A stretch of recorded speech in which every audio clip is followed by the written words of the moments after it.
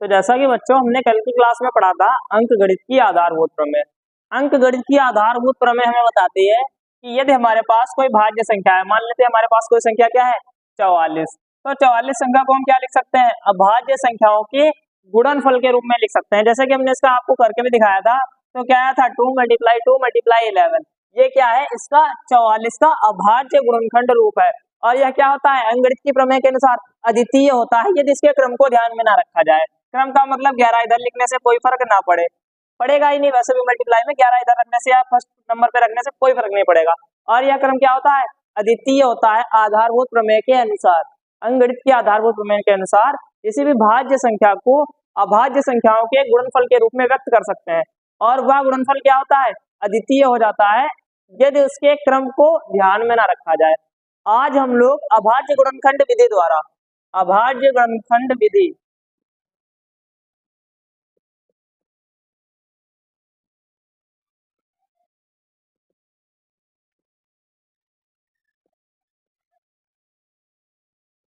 आज हम लोग अभाज्य गुणनखंड विधि द्वारा एलसीएम और एचसीएफ निकालना सीखेंगे। क्या सीखेंगे, एलसीएम और एचसीएफ। जिसके लिए मैंने एक बात आपको कल ही बताई थी कि अगर आप लोग अभाज्य गुणनखंड करना नहीं जानते हो, अभाज्य गुणनखंड जैसे कि मैंने बताया था कल आपको, ये वाला एक एग्जांपल देके, ये 2 से कटता है, उसके बाद 28 आता है, फिर ये 2 से कटेगा 11 आएगा और 11 बन जाए 11। अगर आप ये चीज करना नहीं जानते हो तो आपका बेसिक बहुत ही ज्यादा वीक है, बहुत ही ज्यादा। आप जाकर डायरेक्ट सर्च कर सकते हैं कैसे अभाज्य गुणनखंड निकाले, कैसे एलसीएम एचसीएफ, आपको बहुत ज्यादा बेसिक वीडियो मिल जाएगी। लेकिन ये वीडियो आपको अगर ये आता है तभी आप समझ पाओगे, वरना नहीं समझ पाओगे। तो सबसे पहले तो आप वीडियो को यहीं से छोड़ देना अगर आपको ये चीज नहीं आती है। अगर ये चीज नहीं आती है तो आगे वीडियो देखना, आपका फुल और फुल टाइम वेस्टिंग हो जाएगा। मैं चाहूंगा सबसे पहले आपको अगर ये चीज आती है तो आप वीडियो देखो, वरना सबसे पहले ये चीज सीख के आओ। बिना ये चीज सीखे एलसीएम एचसीएफ कुछ नहीं समझ में आने वाला। ये समझ में आ गया तो बाद में जब करने बैठे तो ये नहीं कर पा रहे हो तो आपका टाइम बेकार है और पूरी मेहनत आपकी बेकार है, पूरी वीडियो देखने का कोई मतलब ही नहीं रहेगा। तो चलिए बात करते हैं एलसीएम की। एलसीएम क्या होता है, एलसीएम एलसीएम कहता है लोवेस्ट कॉमन मल्टीपल। क्या कहता है, लोवेस्ट कॉमन मल्टीपल। लोवेस्ट मतलब कि सबसे छोटा, सबसे छोटा। कॉमन मतलब कि जो उसको कहते हैं उभयनिष्ठ। क्या है, सबसे छोटा उभयनिष्ठ। क्या होगा, मल्टीपल यानी कि गुणज। सबसे छोटा उभयनिष्ठ गुणज जो होगा उसको क्या बोलेंगे, एलसीएम। अब सबसे छोटा उभयनिष्ठ गुणज, उभयनिष्ठ कब निकलेगा, जब एक से अधिक चीजें होंगी। क्या होंगी, एक से अधिक चीजें। मतलब कि अंकगणित में एलसीएम निकालेंगे मतलब एक से अधिक संख्या। मान लीजिए हमारे पास कोई संख्या है 27 और दूसरी संख्या है मान लो हमारे पास 18। क्या है, 18। तो 27 18 क्या है, एक से अधिक, मतलब दो संख्याएं हो गई। तो इसमें हमको कोई ना कोई चीज उभयनिष्ठ मिलेगी। उभयनिष्ठ मिल सकती है, बिल्कुल मिल सकती है। और वो क्या होना चाहिए, गुणज होना चाहिए। क्या होना चाहिए, गुणज। सबसे छोटा उभयनिष्ठ गुणज होना चाहिए। तो हम बात करेंगे कि 18 के पहाड़े में कौन कौन सी संख्या आएंगी, या 18 किस किस संख्या को काट देता है। 18 किस किस संख्या को काट देता है वो क्या हो जाएगा, 18 का गुणज। और 27 किस किस को काट देता, वो हो जाएगा 27 का गुणज। इतना क्लियर है, इतना बिल्कुल क्लियर होगा। तो सबसे पहले क्या करेंगे, अगर मैं एलसीएम और एचसीएफ इस विधि की बात ना करूं, किस विधि की, अभाज्य गुणनखंड विधि की, तो हम सबसे पहले ऐसे लिखेंगे कि 18 है, 18 के पहाड़े में 36 आता है, और इस तरीके से पूरा 18 का पहाड़ा मैं लिखूंगा और मैं 27 का देखूंगा लिख के। उसके बाद मैं देखूंगा कोई ऐसी संख्या है जो दोनों में आ जाए और वो संख्या सबसे क्या हो, छोटी हो। क्या हो वो संख्या, सबसे छोटी है, तो हम समझ पाएंगे। लेकिन जो अभाज्य गुणनखंड विधि है, तो अभाज्य गुणनखंड हम जैसे निकालते हैं, कैसे निकालते हैं, ऐसे। जब एलसीएम निकालेंगे तो दोनों को साथ में रखिए अभाज्य गुणनखंड निकालेंगे। क्या करेंगे, दोनों को साथ में रखिए अभाज्य गुणनखंड निकालेंगे। जैसे कि आप देखो इधर, सबसे पहले मैं इसको 2 से काट रहा हूँ। किससे काट रहा हूँ मैं, 2 से। 2 से इसलिए काट रहा हूँ क्योंकि भले ये संख्या 2 से ना कटे, लेकिन दूसरी संख्या तो 2 से कट रही है ना, बिल्कुल सही। दूसरी संख्या 2 से कट रही है तो हो गया 2 नाम 18, और ये वाली तो नहीं कटेगी, इसको हमने ऐसे ही नोट कर दिया। इतना क्लियर है, आई होप क्लियर है आपको। उसके बाद क्या होगा, अब देखो ना ये संख्या 2 से कटेगी, ना ये वाली संख्या 2 से कटेगी। तो हम अगला अपना मल्टीपल या जो दूसरी अभाज्य संख्या होती है, हमने अभाज्य संख्या का क्रम आपको लिखवा दिया था कि 2 3 5 7 11 13 इस तरीके से होती है, आपने शायद नोट डाउन किया होगा। तो 2 से तो कोई भी नहीं कट रही, तो हम उठाएंगे किसको, 2 से नहीं कट रही तो किसको उठाएंगे, 3 को। तो 3 से देखो, 3 नाम 27, 3 3 9, इतना हो गया। फिर से हम देखेंगे 3 से अगर नहीं कटेगी तो 5 की ओर बढ़ेंगे, लेकिन ये देखो आप 3 से कट रही है, दोनों कट रही है। तो 3 3 9 और 3 1 3, इतना हो गया। उसके बाद देखा ये तो 1 आ गया, जैसे 1 आ गया मतलब इधर वाली संख्या के लिए हमें कुछ नहीं करना है, लेकिन हमें इसको भी 1 बनाना है, तो ये 3 से कट जाएगी और आ जाएगा 1। इतना क्लियर है। बिल्कुल क्लियर है।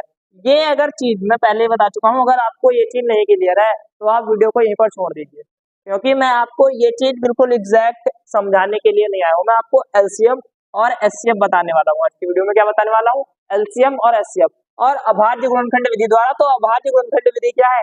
ये है, और इसके बाद कैसे एलसीएम आएगा ये मैं आपको बताऊंगा। तो इसमें क्या होगा, अब एलसीएम अगर मान लीजिए हमको निकालना है तो एलसीएम क्या होगा, इन सबका क्या होगा, मल्टीपल होगा। मतलब कि 2 × 3 × 3 × 3, और इसकी आप लोग गुणा करोगे तो कितना आ जाएगा भाई? देखो 3 × 3 = 9 और 3 दूनी 6 और 6 नाम 54। कितना आ गया? 54। कहने का मतलब है 54 ऐसी सबसे छोटी संख्या है जो कि 18 का भी गुणज है और 27 का भी गुणज है। देखिए एलसीएम हमको यही चीज कहता है कि लोवेस्ट कॉमन मल्टीपल, सबसे छोटा उभयनिष्ठ गुणज। तो क्या है? 54। 54 है जो 18 का भी गुणज है और 27 का भी गुणज है। कितना क्लियर है? बिल्कुल क्लियर होगा, बहुत ही आसान सा है। ठीक है, इसके बाद बात करते हैं एचसीएफ की। मान लीजिए हमें इन्हीं दो नंबर्स के, मान लीजिए हमको क्या निकालने हो, एचसीएफ निकालने हैं इन्हीं दो नंबर्स के। तो हम क्या करेंगे, सबसे पहले इनका क्या करेंगे, अभाज्य गुणनखंड निकालेंगे इसी मेथड से। तो मैं इसको यहाँ पर थोड़ा सा हटा देता हूँ, इसकी आवश्यकता है नहीं। अब हम इसको अलग अलग निकालेंगे, क्योंकि हमको क्या चाहिए, एचसीएफ जो कहता है, एचसीएफ क्या कहता है, highest common factor. Highest common factor मतलब कि सबसे बड़ा उभयनिष्ठ कारक, या जो दोनों में संख्या होगी सबसे बड़ी उभयनिष्ठ, जिससे कि वो दोनों कट जाए। अभी तक वो दोनों संख्याएं जिसको काट रही थी, देखो बहुत सारी संख्या होगी जिससे ये दोनों से कट जाएंगे, उनमें सबसे छोटी संख्या कौन सी है। लेकिन एचसीएफ क्या कहता है कि सबसे बड़ी संख्या ऐसी कौन है जो उन दोनों संख्याओं को काट दे। समझ में आई बात? जैसे मैं इसकी बात करूं तो देखिए 3 से कट जाएंगी क्या दोनों? 3 से कट जाएंगी, 3 × 18, 3 × 9 = 27। 3 से बड़ी संख्या की बात करें, 9 से देखो 9 से भी कट जाएंगी, 9 दूनी 18, 9 27।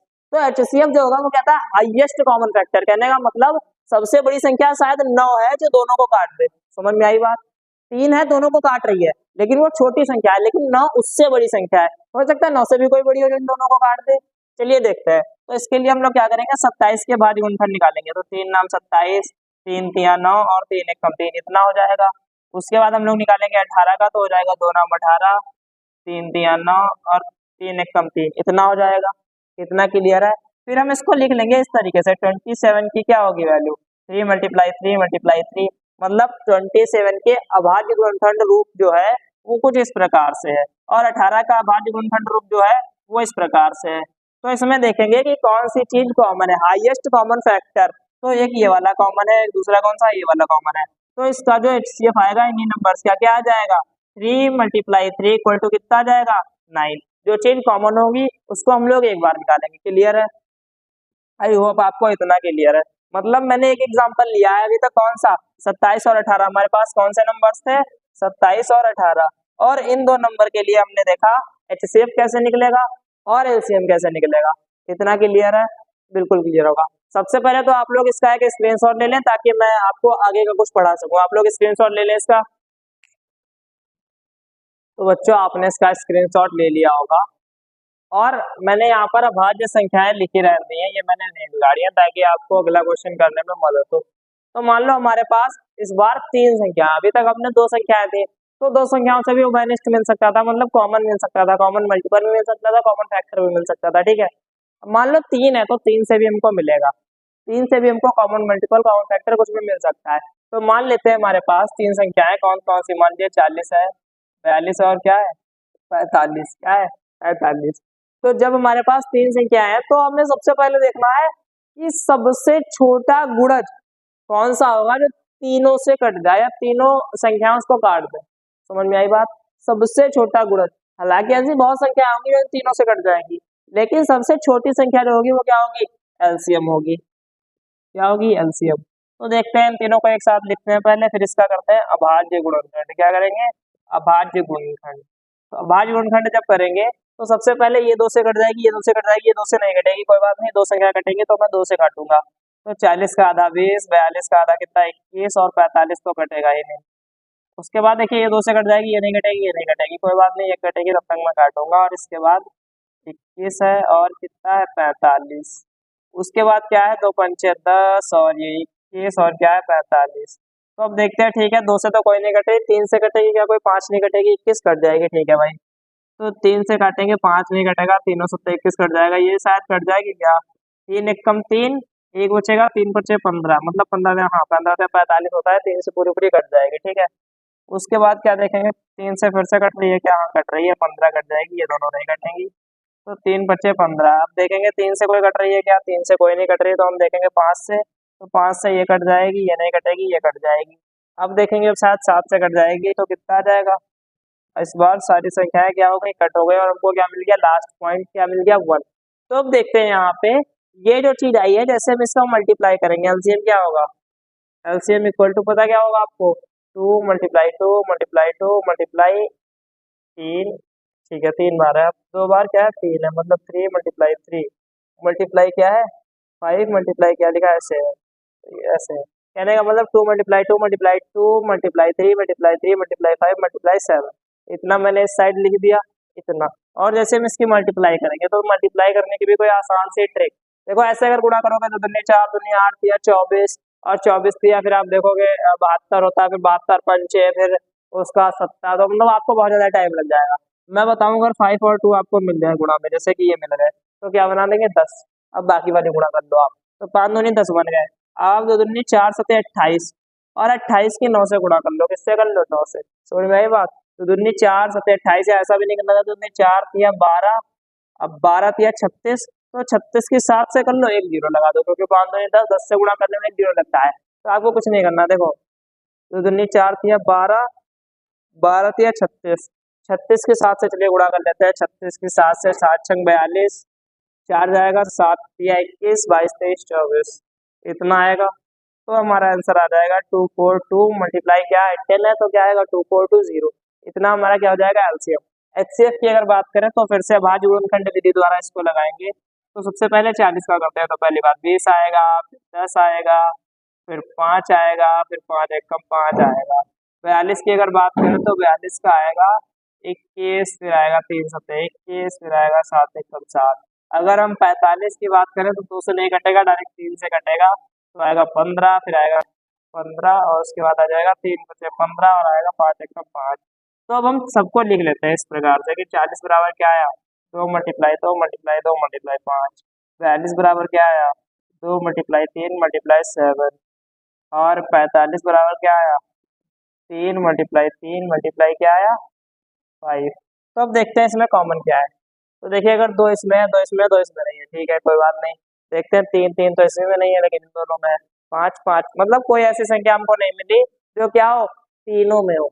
जब हमको कोई ऐसी संख्या नहीं मिली जो तीनों में है, तो हम पता क्या करेंगे, समझ लेंगे इसके साथ में मल्टीप्लाई में भी 1 है, मल्टीप्लाई में 1 है, जिससे संख्या का मान तो नहीं बदला, और ये 1 तीनों में क्या हो गया, कॉमन हो गया, तो इसका एचसीएफ कितना आ जाएगा, एचसीएफ ऑफ दिस नंबर्स 40 42 45 कितना आ जाएगा, 1 आ जाएगा। मतलब कि 1 सबसे छोटी ऐसी संख्या है जो इन तीनों को काट देगी। ऑल क्लियर, बिल्कुल क्लियर होगी, बहुत ही आसान सी चीज है कि एक जो है वो सबसे ऐसी छोटी संख्या है जो इन तीनों को काट देगी, क्योंकि उससे उसके बाद ये किसी से नहीं कट रहा है, ना 2 से कट रहा है, ना 3 से कट रहा है, तीनों किसी से नहीं कट रहा है, तो एक से ही कटेंगे। और जो संख्या है आपस में, मतलब कि जिसमें हमको कोई भी उभयनिष्ठ ये गुणज मतलब ना मिले, क्या मिले, उभयनिष्ठ फैक्टर या कॉमन फैक्टर ना मिले, उसका एचसीएफ कितना हो जाएगा, 1 हो जाएगा। ऑल क्लियर, इतना तो क्लियर होगा आपको। तो हमने यहाँ पर संख्याएं ली हैं 3, इसी प्रकार से अगर 4 संख्याएं हो क्या हो, 4 संख्याएं, तो उसका भी हम लोग एलसीएम और एचसीएफ बड़ी आसानी से निकाल सकते हैं। 5 संख्याएं 6 संख्याएं, हालांकि इतना कोई नहीं पूछता है, बहुत ज्यादा 3 और बहुत ज्यादा 4 संख्या, कितनी 4 संख्याएं पूछता है, इसके आगे आपसे कभी नहीं पूछा जाएगा। तो हमने सीख लिया है भाज्य गुणनखंड विधि क्या होती है। देखिए ये विधि जो है, ये विधि मैंने पहले ही कही थी, आप अगर ये विधि करना नहीं जानते हो कि ये चीज इतनी मैंने कैसे कर दी, ये चीज ये कैसे आती है, ये कैसे कट रहा है, 3 से कैसे ये 15 आ रहा है, और ये चीज आप नहीं जानते हो, तो आपको जरूरत है दूसरे वीडियो पे जाने की, और आप बहुत ज्यादा वीक लेवल पे हो, आप जाके दूसरा वीडियो देखो पहले कि ये कैसे होता है, ये आखिर कैसे यहाँ पे 15 आता है, तो आपको बिल्कुल उसके बाद ये चीजें समझ में आएंगी, पहले नहीं आने वाली है। और ये भी बिल्कुल कंफर्म है कि अगर वो चीज आपको क्लियर है, वो चीज आपको क्लियर है, तो आप ये चीज परमानेंट समझ लो, हमेशा के लिए आपको याद रह जाएगी कि अच्छा इस तरीके से करके क्या होता है, अभाज्य गुणनखंड विधि द्वारा एचसीएफ निकाला जाता है। इस तरीके से अगर एक में रखते हैं तो क्या होता है, एलसीएम होता है। और इस तरीके से कई सारे क्वेश्चन हम लोग अपने आने वाले वीडियो या कल के वीडियो में देखेंगे, और साथ ही साथ इसका प्रैक्टिकल भी देखेंगे कि कहाँ पर एलसीएम और एचसीएफ को हम लोग यूज कर सकते हैं, कैसे इसके थ्योरेटिकल बेस्ड क्वेश्चन होते हैं। ठीक है, तो ये चीज हम लोग कल देखेंगे। आप लोग इसका एक स्क्रीनशॉट ले लें, चैनल को सब्सक्राइब कर लें, प्लेलिस्ट को एक्सेस कर लें और ज्यादा से ज्यादा अपने दोस्तों को शेयर करें। मैं बोलूंगा आप सब्सक्राइब नहीं भी करो तो आप क्या करो, कम से कम एक फ्रेंड को अपने क्या कर दो, शेयर कर दो वीडियो को। अगर आपको बढ़िया लग रहा है, आपको लग रहा है आपके काम की वीडियो है, आपके काम के चैनल है और आपको जो चाहिए वही कंटेंट आ रहा है, तभी आप मेरा चैनल सब्सक्राइब करो। और मैं चाहूंगा अगर आपका कोई सहपाठी है तो आप क्या करेंगे, उसको बस एक फ्रेंड को अपने क्या कर दे, शेयर कर दे। बहुत बहुत धन्यवाद।